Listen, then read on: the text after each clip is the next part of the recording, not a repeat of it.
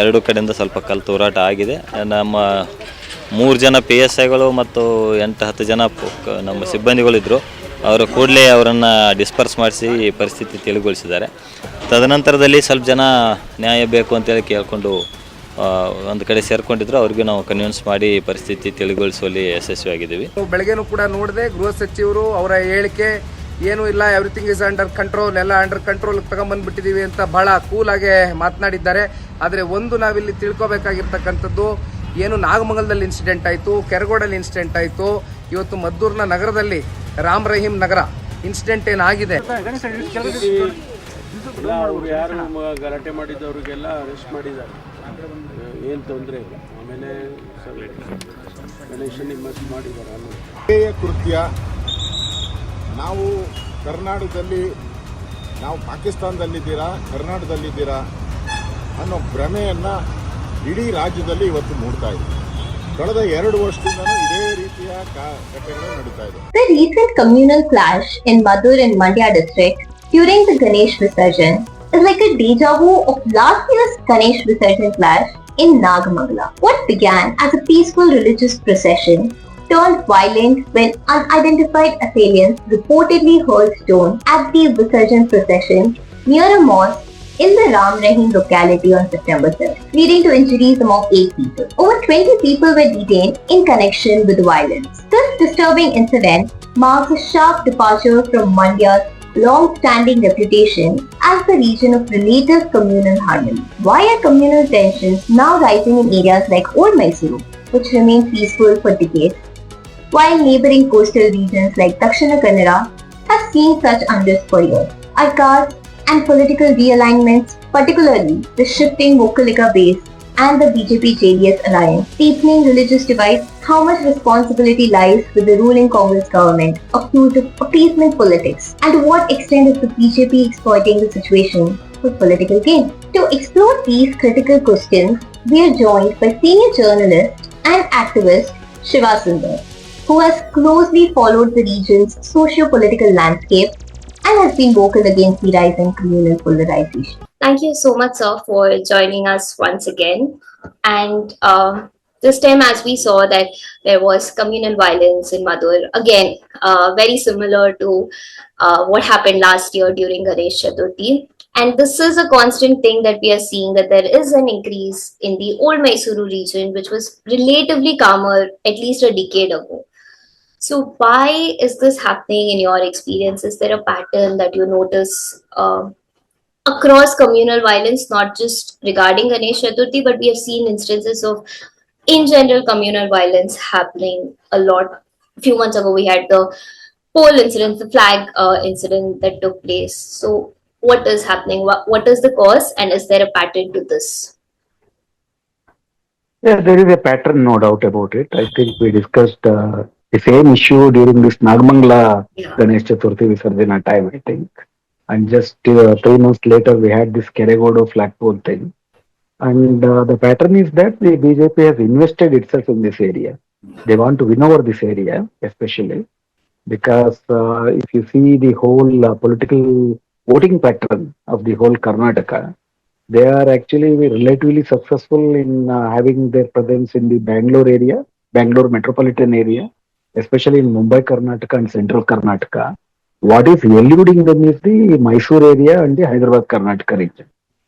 Old Mysore area, it has for its own historical reasons, because it was ruled by the progressive kings, including Tipu Sultan, and Tipu Sultan brought in lot of reforms which actually developed a kind of strong bond between the Muslims and the farmers of the region, and they still actually remember Tipu Sultan with great reverence, etc. So, and also there was no much communal clashes even before the independence and after the independence. But then especially in the last 30-40 years, there has been a lot of development. There is farmers' crisis. There are political and sociological reasons. The whole old Mysore belt, except for Bangalore and Mysore, you don't find any major industrial area in those places. And the whole, basically, it is a agricultural zone area, and the farmers are in a deep crisis. So this has developed in the last 3-4 decades. And especially after the withdrawal of the state from the agrarian sectors, there are a lot of farmer suicides also, especially post 1996, especially sugarcane growers and different commercial crop growers. This crisis has, in fact, breeded in a kind of disenchantment and dissent with the regimes that be, irrespective of their But political hue in that sense. Yeah, pattern. In fact, that was captured by the Janata Secular. Janata Dal Secular is only because Devegowda was there and then the Janata Dal United merged, I mean, supported the NDA. So as against that, they call themselves as secular, but you can't find any great ideological commitment for secularism by the JDS, even under Devegowda, and of course never under the leadership of Kumaraswamy. In this whole belt, there is a sociologically a class, a upper middle class has grown, and especially their presence in the administration is very much. Whatever may be the government, especially in the bureaucracy, the Wakaliga elites have a strong presence. And in the last 30-40 years, they have their own mud, and there is also big education empire developed by them. And there is a class, a capitalist contractor, bureaucratic class which has emerged. So which has become a kind of Brahminical also. And that is the actually support group of the Janata Dal party also in that sense. So slowly the cultural ethos of this particular class among the Vakkaligas is also slowly changing. So in the sense they were culturally they are Brahminical in that sense. That's why you can find more and more these kind of festivals. There was no Ganesha. In fact, if you go back to the history, the whole of Karnataka or for example South India did not had any temple culture till the demise of the Vijayanagara Empire. It is basically Shaivite culture and we call Gudi, not Devasthana. Devasthana is basically Vedic in a sense. You have village deities, Maramma, Boramma, Tipalgattamma. Even today in this whole area, there is this Urdevaru. In fact, the village god or village goddess especially. So there will be huge festivals, in fact, remembering the village goddess and people, whoever, wherever they are, they will come and assemble for that annual event and lakhs of rupees will be spent for just food and other things. So that is the kind of culture. There is no historically Vedic or Brahminical influence over that. Slowly, in fact, this Brahminical thing through the RSS is penetrating. And politically also, they could find a base and a support base among this upwardly mobile Vakaliga section. These two actually have clubbed together. And politically also, if you see the Karnataka's political scene, historically, there is a animosity between the Vakaligas and the Lingayats. yeah, In fact, the Lingayats dominate, numerically dominate, and also they are basically from the North Karnataka. And the historical episode says that the Vakaliga elite were not actually for the unification of Karnataka. They were afraid of Lingayats dominating in the administration and the political circles also. So, nevertheless, when this whole political, all these Vakaligas and the Lingayas were actually, they found their political shelter in the Congress for a long time. There was Samstha Congress and there was division in the historical division vertically from above also. When that division happened here, in fact, under the leadership of Devarajaras, Devarajaras actually consciously, in fact, shifted the whole political emphasis on the OBC caste, non-dominant caste. Until that time, the Congress was the abode of Congress Lingayats, sorry, Vakaligas, Lingayats, and Brahmins. Here, he consciously built up a new social base which are having OBC. This actually engineered a kind of deep disenchantment with the Congress. And by 1989, during the time of Rajiv Gandhi, when Virendra Patil was the chief minister, he was very unceremoniously dislodged from his chief ministership by the Rajiv Gandhi. This actually factored in as a great disaffection with the Congress among the Lingayats. So even though Lingayats drifted away, by that time BJP has grown. BJP from 1983 onwards, the BJP growth of BJP is very linear in Karnataka. First 18 seats, 4% vote share, 32, 78, 110. There is a linear growth, and now they have actually have some 36 vote share, 36% of vote share, whether they win the seats or not. Socially, they have that 36% vote share. Of course, as you know, it is not just Brahmins and Vakaligas. They have actually penetrated into different social segments. But here, the disenchantment with the Congress in the old Mysore area was encashed by Janata Dal Party. So there is a strong anti-Congress sentiment among the JDS. And then Siddaramaya. Siddaramaya was basically from JDS, Janata Dal Party. He was non-Congress or anti-Congress in his basically political history. Then he joined Congress in 2006. So on the allegation of betrayal by the Devegowda family. So there are two, three things happened in the old Mysore area among the Okkaligas. One thing, there was anti-Congress sentiments very strong among the Okkaligas. And Siddaramaya actually blaming the Devagowda. Siddaramaya belongs to Kuruba caste, which is a OBC caste, which is not a dominant caste. Of course, nowadays they are becoming dominant, especially in the administration, etc. They have got some state patronage during Siddaramaya. That is another factor of great dissent against the Congress among the OBC, which is being encased by the Vakaligas. So two, three things actually have come together. One thing, anti-Congress sentiment, anti-Siddaramaya sentiment, and anti-Kuruba sentiments among the non-Kuruba OBCs. So all these things are encased by the BJP. Now, Congress is, in fact, so to be fair to Janata Dal, secular, for a long time the Muslims of the old Mysore area supported Janata Dal, secular party. In fact, they were also articulating the interests of the Muslims for a long time. But then the BJP also wanted to penetrate into the old Mysore area, that there was a problem. Slowly, the Hindutva plan, the upper caste, the dominant caste, the upper sections of the dominant caste of the Vokkaligas drifted towards BJP.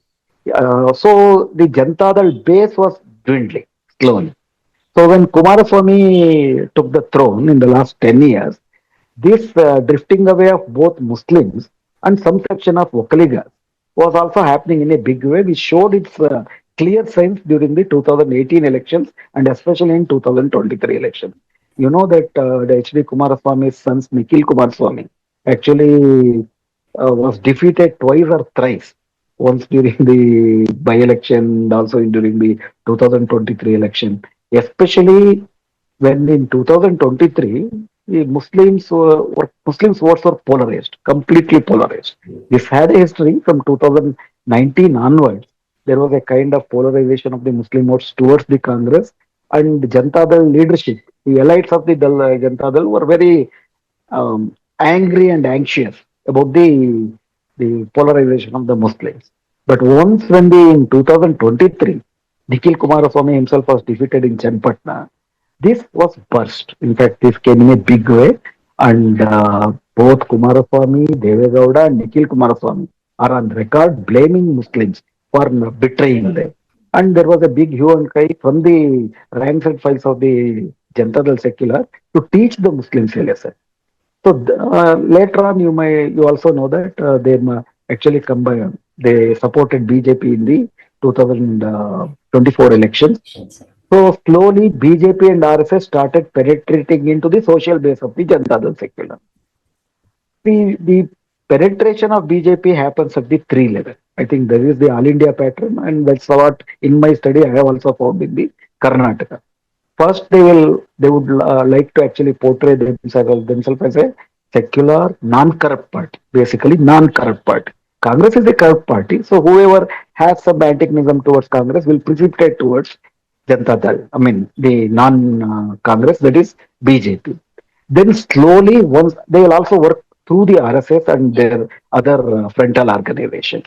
So they catch hold of the youth, they catch hold of the leaders, they catch hold of the religious leadership. As you know, Karnataka has a peculiar phenomenon of matas. Each caste has its own matas, and each matas pontiff will have a kind of cultural and moral leadership over his whole caste community, and whatever is being given as a verdict will be followed by them in electoral scenario. So these Matadeshas are mobilized by the Vishwa Hindu Parishad. Youth are mobilized by the Bajrang Dala. And also the BJP will give actually a kind of accommodation for the upwardly mobile and politically aspirants, in fact, who didn't get their seats in the other parties. That way they find their footholds. When they get some foothold in some region, the RSS will start to work, and basically the plank is anti-Muslim thing.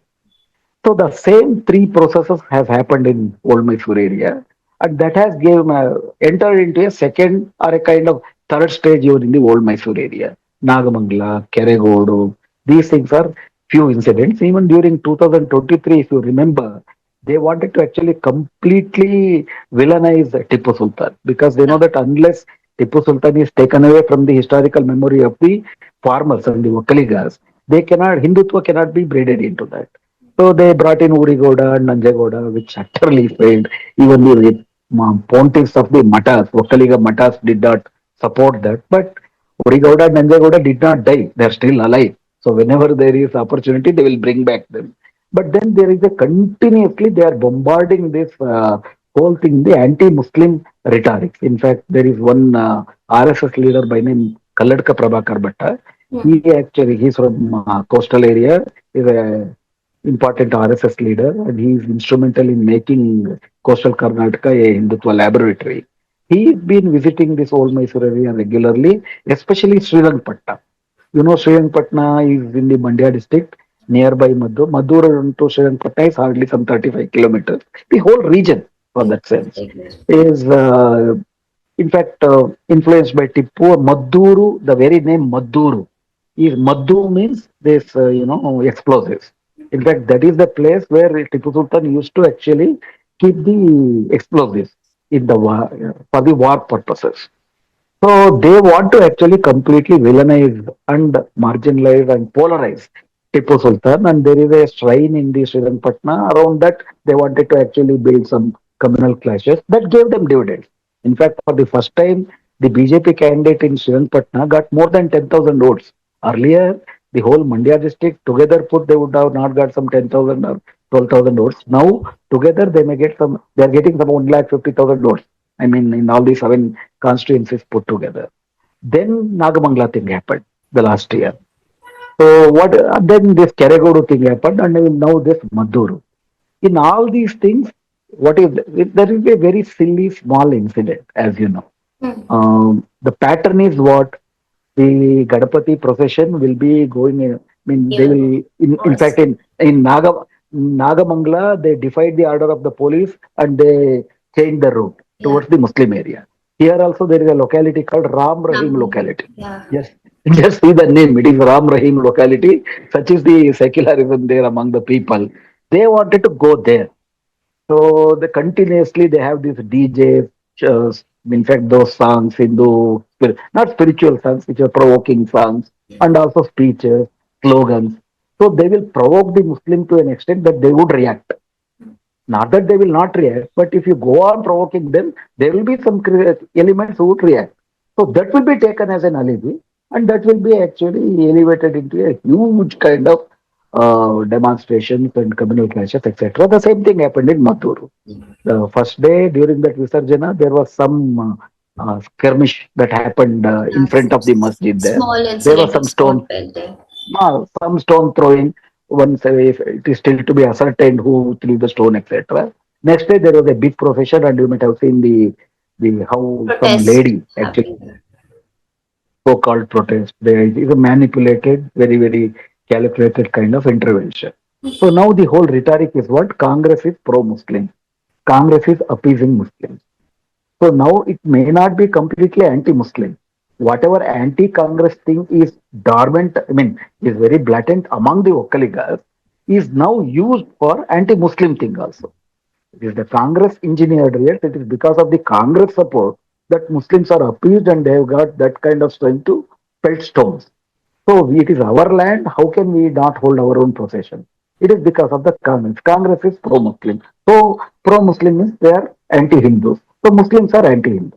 That is the way they want to uh, Thought and bring in this push their BJP anti-Muslim narrative. rhetoric. Yeah. So that is the pattern actually. That's what it is.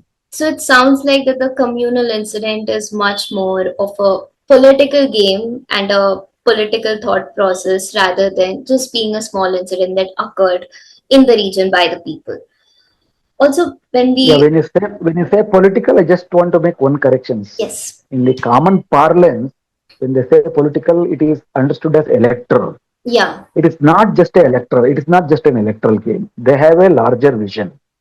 In fact, Hindutva, even election for them is a politically, they want a Hindu Rashtra. The politics of Hindu Rashtra operates at social level and also at electoral level.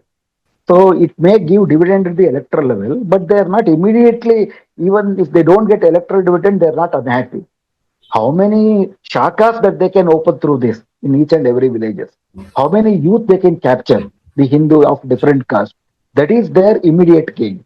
And that will be actually developed into a Hindutva society. That's what even Hedgewar said, no? Yeah. When Savarkar asked the RSS to come and campaign them for the 1937 election, he said that we'll build Hindu society first. That Hindu society will elect their Hindu leaders. Likewise, here also, they have a long game plan. It is a political game plan, not just electoral. Political game plan of converting this into a Hindu Rashtra by building a Hindutva society. By building Hindutva society, I mean by completely eradicating the Dalit consciousness, Shudra consciousness, feminist consciousness, which has been there for this particular area of Mysore area is known for that. They were known for farmers movement, known for Dalit movement. It has brought in a kind of renaissance during 70s and 80s. Now they want to completely do away with that so that the Hindu Rashtra, Hindutva politics will take deep roots. That is their, I mean, if they want to assess their own victory, they will not assess their victory on the votes. They will assess their victory depending on how much influence they could make, how much inroads they could make into the society. So when you say political, I just wanted to explain Yeah. that it is not electoral. Right. And anyway, as we saw it in 2023 election also, that the whole idea of caste or religious communal violence doesn't turn into electoral votes for BJP, at least in this region in Karnataka. Yeah, yeah, yeah. So even when we For some talk, time to yeah, come, to do that. sure. And when we talk about this event, also the situation, like you explained, the whole idea about Dakshina Karnataka and how it differs in coastal Karnataka. So when we compare these two, the coastal Karnataka and Dakshina Kannada, which already has a history of communal violence, is the situation now similar or is it different? Like there, it already BJP has a strong base in Dakshina Kannada that we are aware of. So what is it going in the similar lines now, as per your opinion? The RSS and Sangha Parivara did not had a strong base in coastal Karnataka till 1970. Yeah. They cultivated it by completely concentrating in the coastal area by making many plans and actually many kind of projects that they implemented at political, social, and electoral level. Post 80s, actually, the growth was very obvious. But prior to 80s, and even during 60s and 70s, of course, their Bharatiya Janasangh had the presence in the presence after they used to get only 2 to 4% vote share. Who were strong? The left and the socialist parties were strong in the Yeah. coastal Karnataka till 1989. But they had a 50 years project or 60 years project. They did not mind whether they get 2% vote share or 4% vote share.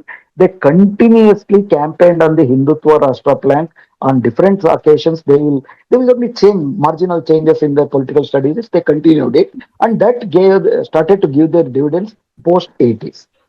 So it is the same track, the same communal track where the coastal Karnataka is ahead of the Bombay Karnataka. Bombay Karnataka is ahead of the Hyderabad Karnataka, and Hyderabad Karnataka is ahead of the Old Mysuru area. But they are all in the same track, the same communal track in different positions because they were successful in some places long before the earlier places. But they are actually devising their strategies completely being very, very sensitive to the local logic.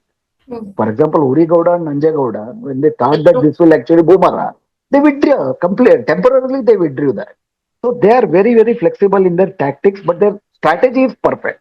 Their strategy is to breed in a kind of anti-Muslim sentiments and bring in a kind of Hindutva notion, which according to them is inclusive, which is not inclusive, but it gives a semblance It of brings all inclusiveness. the Hindus together, irrespective of Yeah, caste. together.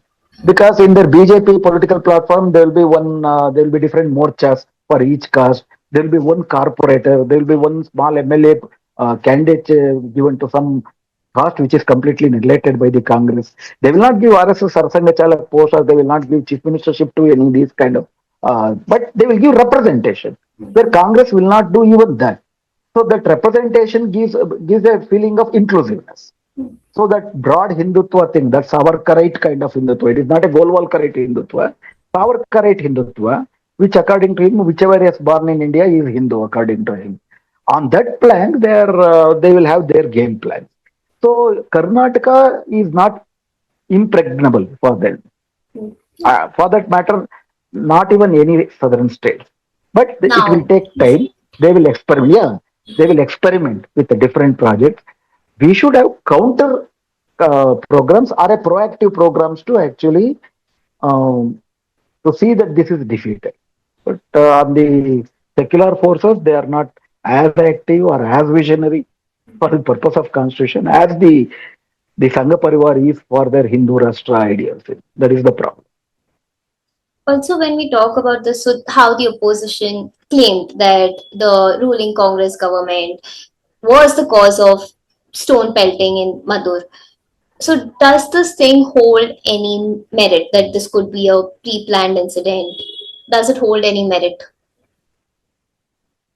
See, as I said, if you go before a masjid and start beating drums and write slogans, which is actually intended to provoke the Muslims, there could be some stone throwing. That is finally it is the police. In fact, the SP of the Mandya district is on not the DIG of the region is on record saying that the stones were not pelted from the mass. That is the immediate. I mean the The statement given by the yeah. yeah.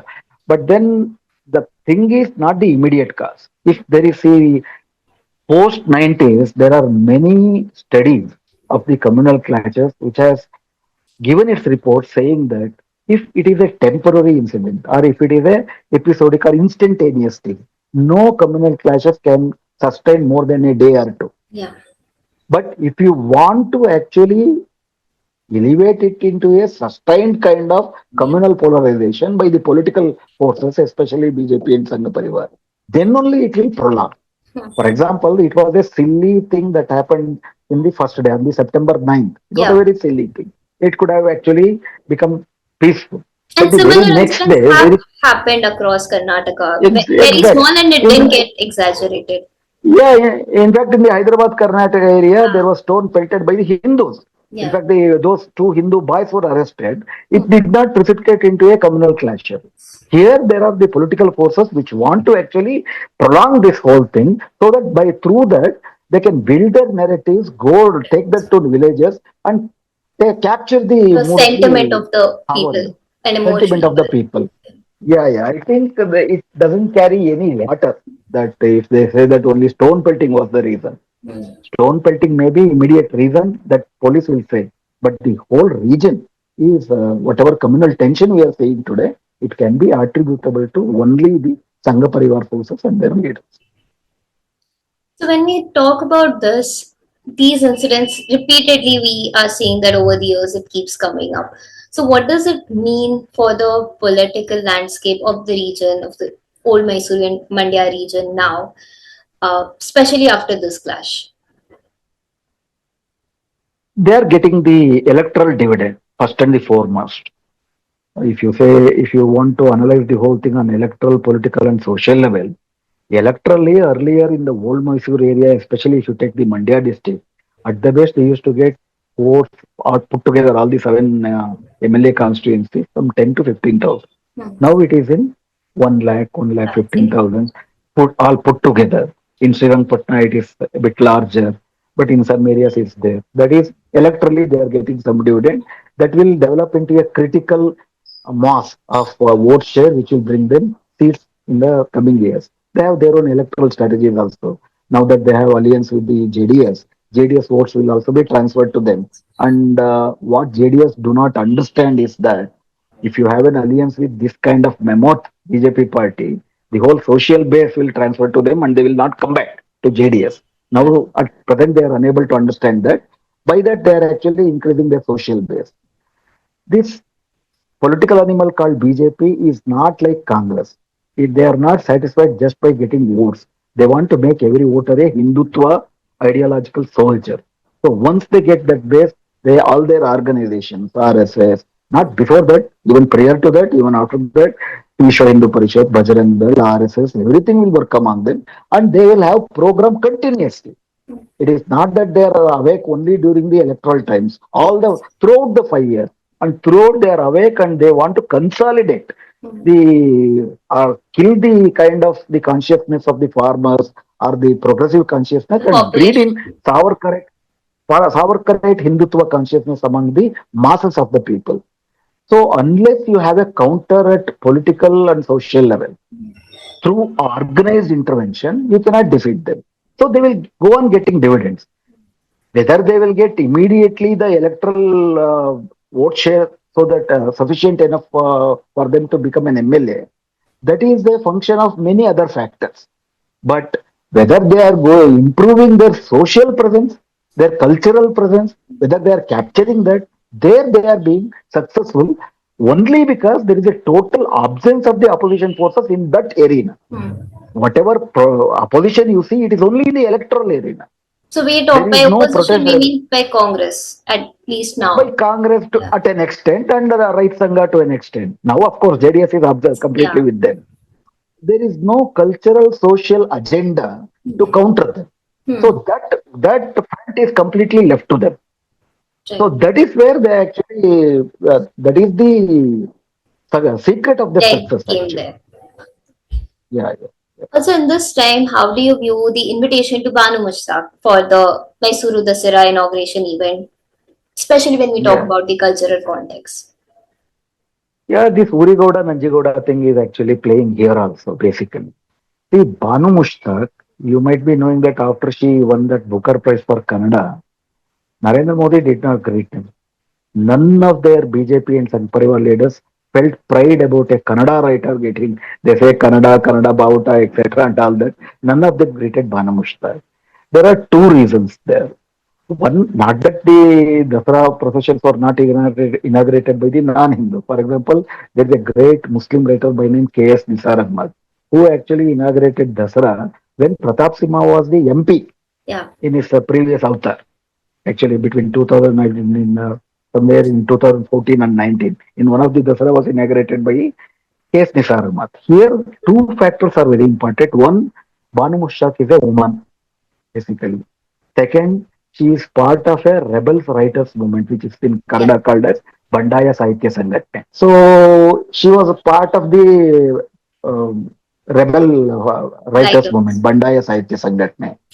Bandaya Sahitya, that is Writers Association, is ideologically, politically very progressive and it questions the establishment, Yeah. not just the BJP, it questions the very Every. establishment. Yeah. It has it demands from the state secular obligations. It had objective about state participating and performing religious purpose. So all these things came together, and in fact, Banu Mushtaq in one of the literary um, Eating. event, that Yeah. is Jana Sahitya Sangatane, people's literary event, she had even questioned how can Bhuvaneshwari be inclusive. If Bhuvaneshwari is the icon of the Kannadigas, that Bhuvaneshwari, if you have seen that icon, it is completely, she's clad with a reshma sari and she has that full bindi. She is a Brahmin woman. She looks like a very Brahmin woman. She is not a Raita Koli. She is not a Dalit woman. She is not a Paura Karmika who is actually cleaning the sewerage, Streets. etc. She is not a Muslim woman. She is not a Boobamma or a Mariamma or Maramma. She is a Bhuvaneshwari.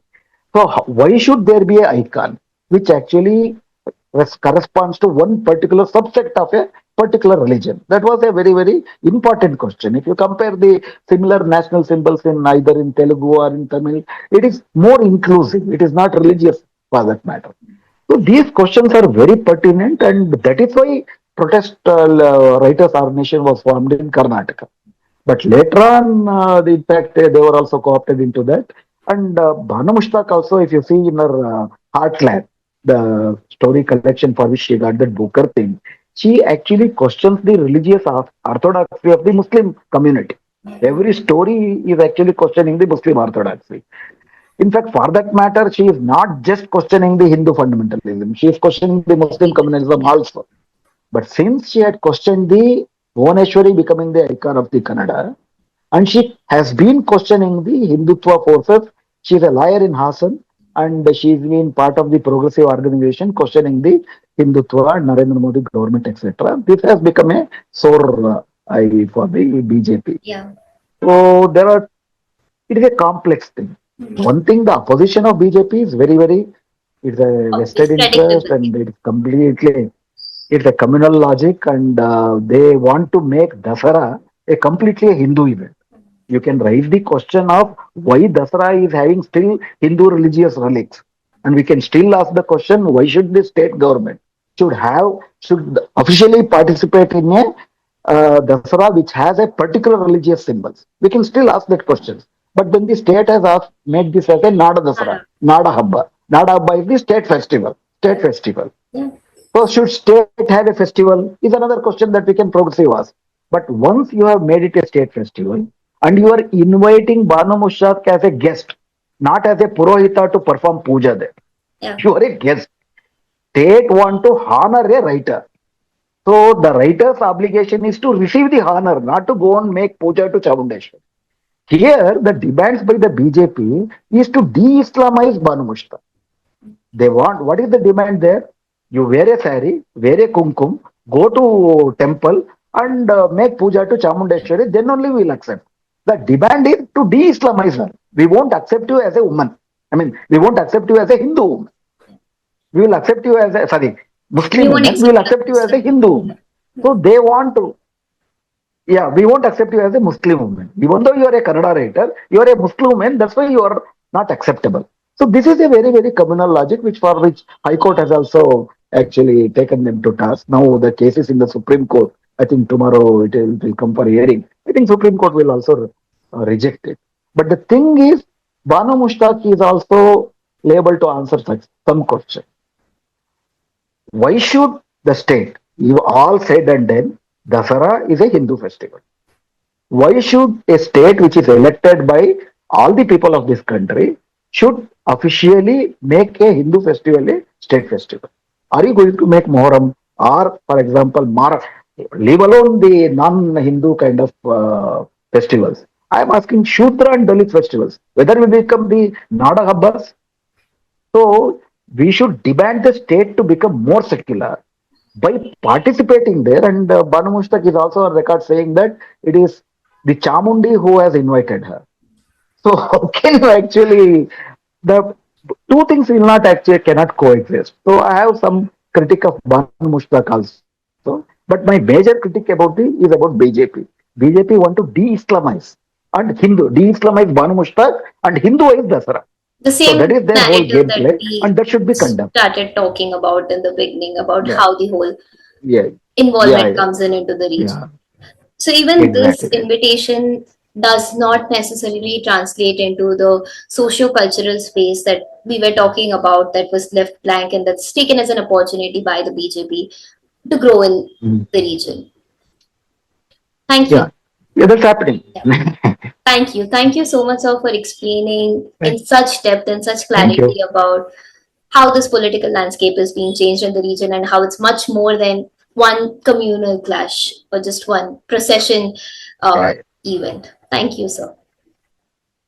Thank you. Thank you very much.